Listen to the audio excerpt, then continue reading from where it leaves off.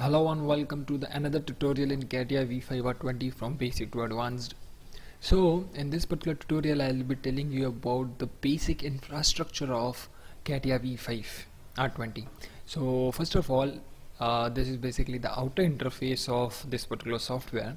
So in order to get into the deep infrastructure of it, or the main workbench, so first select start, mechanical design and part design. We would be dealing with part design first, and then we would be going towards assembly design and other options.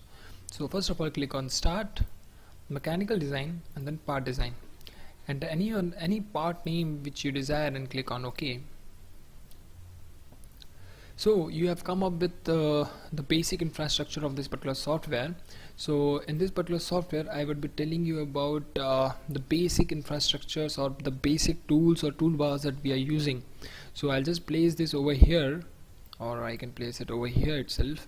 Now I would be telling you about the basic infrastructure. So let's begin. Yeah, so and this is basically the different toolbars or the features option that would be coming over here. Instead I'll be showing you with some marker. So yeah, so this is basically the main menu. This is basically the main menu, which you call as main menu. Okay, now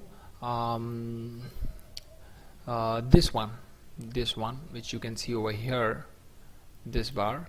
So this bar is basically called as the toolbar, or which you can send as the feature toolbar, the feature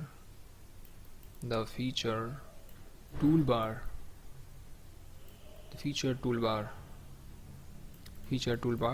These are called the planes, the working planes, the planes where we would be working and we would be drawing the sketch or the part or the models. So this is called as working planes. This is called as working planes. And this is basically the tree. All the things that we would be drawing, that would be coming over here, we can manipulate, we can adjust up and down of each particular model, each particular constraint, and any of the designs with this particular tree. We can alter any of the things desired by using this particular tree. So this is called as tree of model tree. So this is basically tree model or model tree, which you can say. And one of the most important thing is this is called as 3D compass. This is called as 3D compass.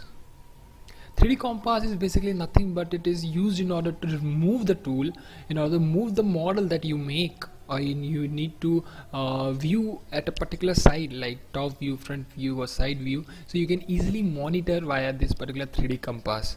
So this was the brief introduction about what are the different infrastructures in this particular software. So I would be meeting you with the next tutorial very soon, so stay tuned towards this particular course. Thank you.